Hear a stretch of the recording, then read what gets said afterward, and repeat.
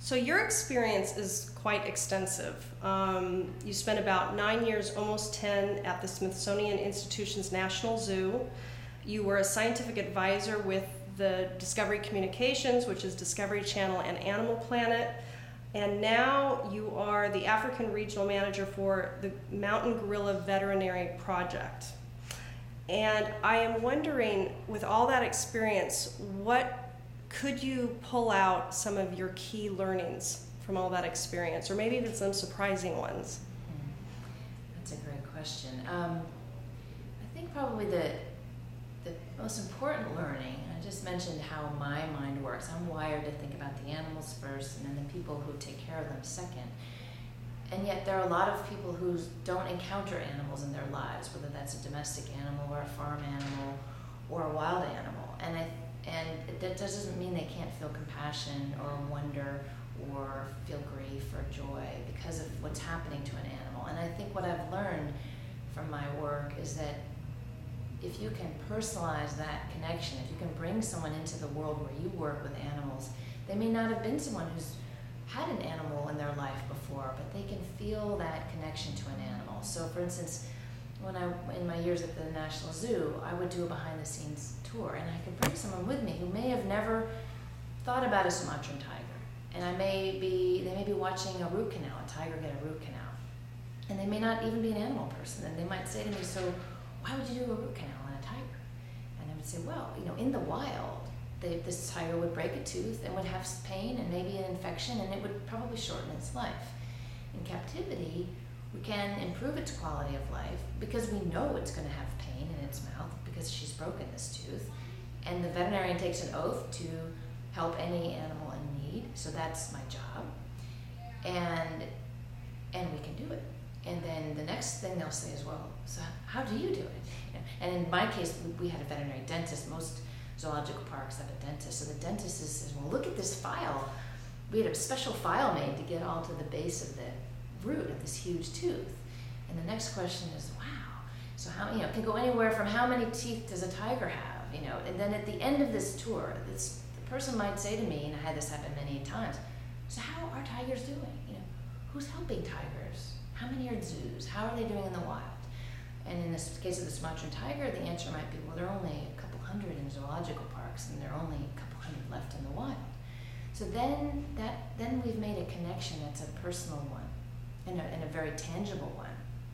Maybe that guest got to touch the fur of the tiger, but I can't bring a million people or millions of people with me there. In television, news, various forms of media, there's a time-bound feature, and the web is probably the best way to really tell a longer story when it comes to the visual aspect of caring for animals. You can go a little deeper perhaps when you can see a video and then have some writing about it.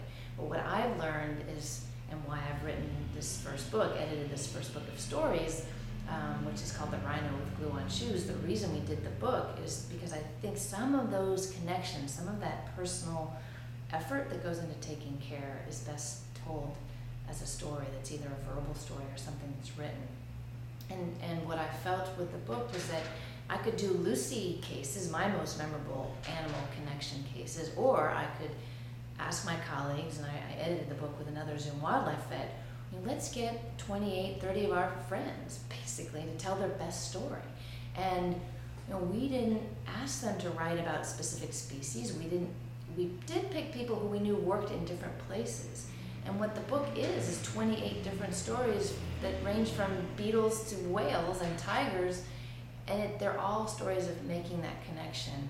Both the vet making the connection, the veterinarian understanding that they have a bond with this animal, and that bond, whether it's an intellectual one, what is wrong, I can't fix it.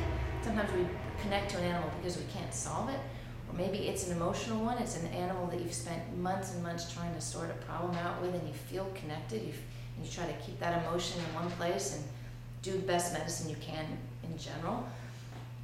But it doesn't, whatever the bond, it's part of our practicing medicine. And I'd say in every story in the book, you see there's also a caretaker. There's someone who's close to that animal.